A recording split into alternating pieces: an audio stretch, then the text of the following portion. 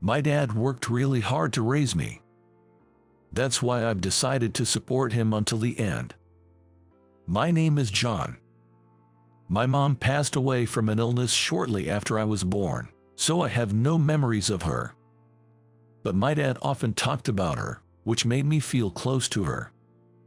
My dad, Mike, was a top salesperson at a food company and seemed to be on the fast track to success. However, to take care of me after losing my mom, it seems he gave up on advancing his career. He didn't leave me in the care of my grandparents and managed both work and taking care of me. He even made time to attend my school events, despite his busy schedule. Back then, it was rare for dads to be involved in school events, and I'd sometimes get teased by my friends. But no matter what anyone said, I was never embarrassed. I was so proud of my dad for caring about me and prioritizing spending time with me despite his busy work life. Thanks to him, I never felt lonely without a mom. I admired my dad and decided that I wanted to be like him someday. To support my dad, I started helping out with household chores.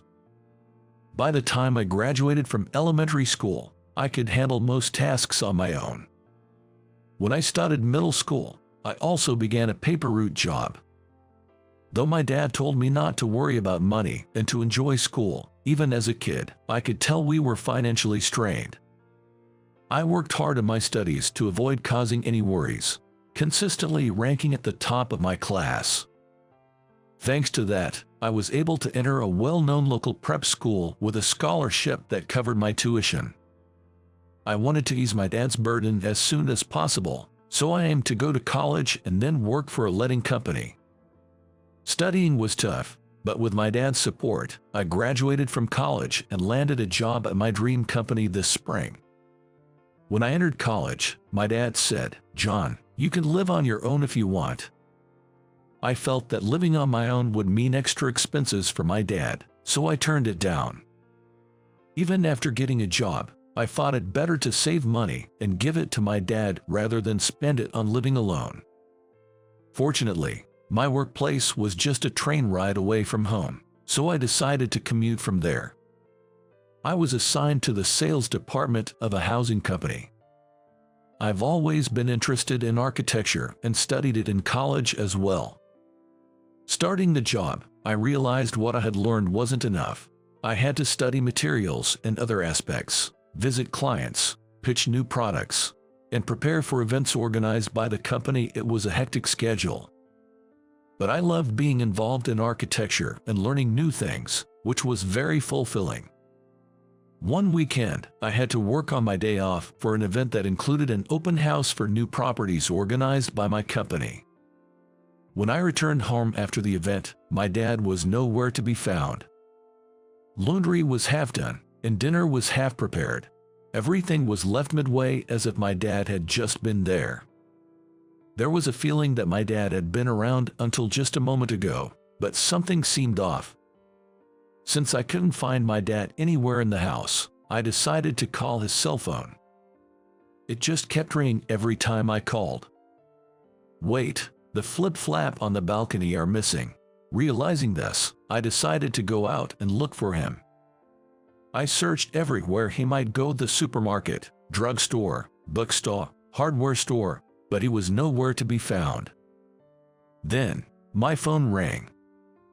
"Hello, John, have you found Mike?" It was Nancy, my aunt, a relative living nearby.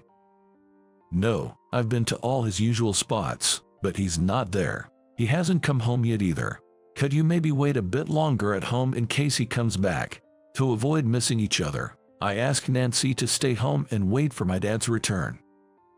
My phone rang again, and this time it displayed Mike. I quickly answered, "Hello." Then a calm voice said, "Is this John? I'm calling from the police station. Are you Mike's son?" "Yes, that's right. We have your dad here. He's saying he doesn't know how to get home. Could you please come to pick him up?" Upon being told, I headed to the police station as instructed. My dad looked extremely tired. When he saw me, he weakly said, "Ah, John, is that you?" "John, I'm sorry. Come to think of it, I had been busy myself and hadn't paid much attention, but I had felt that something was off with my dad lately. He had been repeating the same dinner menu for several days and kept asking where his pen or nail clippers were. I thought it was just part of getting older and didn't think much of it. I was called to the police to complete the necessary procedures. While signing the documents, they asked me, "Does your father have any chronic illnesses?" I answered, "No, not really. You might want to consider the possibility of dementia. We recommend he consults a doctor," they suggested. I had thought it was too early for my dad to have dementia, and we had even joked about it a few years back. But this incident lingered in my mind. On the way home, wondering how to bring this up to my dad, he suddenly said, "Hey John, do you think I should go to the hospital?" "Yeah, I think it might be a good idea to get checked out," I managed to reply. The next day, since I was off from work, I accompanied my dad to the hospital. The diagnosis was early onset Alzheimer's. Both my dad and I were shocked by the result. The doctor and nurses explained the medication and treatment options, but honestly, it was hard to take it all in. After receiving some advice from the nurse, we decided to discuss what to do next together. My dad was considering taking a leave from work. Having seen my dad work all these years, I told him, "Maybe it's time to take it easy. You always said you'd like to relax. Don't worry. I'm managing my job well." Dad replied softly, "Really? It feels like a weight has been lifted off my shoulders." After that, we consulted with the nurses and social workers to discuss the treatment plan. Since my dad is still young and physically healthy, we decided against attending a facility and opted to continue outpatient visits for medication. Home care became our main approach, marking the beginning of a new life for my dad and me. My dad's journey of recuperation began. Nothing much changed in our daily routine. I continued working and managing the household chores as before. I balanced work and household chores. This wasn't a significant burden since my dad and I had always cooperated on these tasks. My dad took his medication from the hospital and spent his days peacefully at home, enjoying the garden or immersing himself in his favorite books. However, when work became demanding, I sometimes had to start early in the morning or return home on the very last train. Therefore, I had Nancy, a neighbor, check on him during the day. To avoid burdening her every day, we asked for her help every few days. Nancy was always willing to help, which was a huge relief for me. One day, I managed to come home a bit earlier in the evening. As I entered saying, "I'm home," I bumped into Nancy. "I appreciate your help. Thank you so much," I said, expressing my gratitude. Nancy replied, "It's nothing. I brought a little food for dinner, so please have some," pointing to the table. She continued, "You're doing a great job balancing work and care. Being young, you must get invited out for drinks or have to entertain clients. That's all part of the job, but don't overdo it, and feel free to ask for help." With that, Nancy hurried back home. Just like Nancy mentioned, being in sales, I often had to entertain clients and attend drinking parties with my boss. In my department, there's an old-fashioned boss who prioritizes work over family. David has been the department head since I joined. Initially, I found him intimidating, but he's competent and well-respected by others. He was strict with me but also showed expectations, which motivated me to work hard. As I took my work seriously, David began to take an interest in me. He would take me along to greet our clients and have me work closely with him during events. Thanks to him, I quickly learned the ropes and became well regarded by our clients. David once shared his own upbringing and background with me. I was raised by my grandparents because my parents were divorced. So, when I heard about your situation, I felt it was similar. When you see your parents struggling, you become desperate not to end up the same way. I also worked hard to repay my grandparents as soon as I could. That's why I see my past self in you. David shared, indicating that he had faced hardships in his youth and saw a reflection of himself in me. That's probably why he was trying to help me become independent quickly through work. However, that was fine when my dad was healthy. Now that my dad is in need of care, I can't just focus on work. Lately, David has been inviting me to entertain clients more frequently than before. You need to be able to handle client entertainment properly soon, he would say. I'm worried about my dad, so I've stopped returning home on the last train as I used to. I try to finish my work within regular hours to get home earlier. David doesn't seem pleased with this. Hey John, we're going out for drinks with President Miller of Miller Building Materials today, so we're coming too, he told me. Sorry, I have to take care of my dad in the evening. When I tried to decline, he said, "What are you talking about? President Miller likes you and has been asking about you insistently." Sorry, but I can't leave my dad alone. I apologize. When I refused, David got angry, saying, "What's wrong with you? Don't you have any motivation?" Despite this, I continued to work with David as before. But I was truly troubled because, despite repeatedly declining, I was still being asked to attend client entertainment events. Hey John, you can handle the entertainment by now. Make it happen this time. It's for Thompson Industries, a company we owe a lot to. You've been there a few times, right? Your future work depends on this opportunity. You can make it, right? David pressed with unusual intensity. Reluctantly, I agreed to attend the entertainment that evening. I asked Nancy to take care of my dad. Despite the short notice, Nancy agreed, saying, "It's okay. Your work is important, and you should take it seriously once in a while. Your dad will be fine." This is an important entertainment evening, David emphasized. I greeted the people from Thompson Industries with all due respect. But I was anxious about my dad and couldn't wait for the event to end. David noticed my distraction and reprimanded me. "Hey, don't zone out. Focus." Sorry, he seems a bit inexperienced. My apologies. Just when I was eager to leave, my phone rang. It was a call from Nancy, so I excused myself from the table to answer. "Hello, John. I'm in a bit of a bind. Mike seems restless. He's been pacing and now he's trying to go outside. It's troubling. He took his evening medication, but he's getting rougher, and I'm worried." Nancy sounded anxious. Nancy, who always willingly helped, making such a call was unusual. I had a bad feeling that something wasn't right. Though nothing severe had happened yet, it seemed only a matter of time. The doctor had warned, even if the medication seems to calm him down, his condition can worsen suddenly. Be especially vigilant if anything seems off. I informed David that I needed to leave due to my dad's condition. He responded angrily, "Enough with the excuses. This is work, be serious. Do you even care?" Then my phone rang again. "John, your dad seems really unsettled with just me here. I'm sorry, but could you come back early?" Nancy asked urgently. Feeling the situation was dire, I told David I had to leave, and without waiting for a response, I rushed out.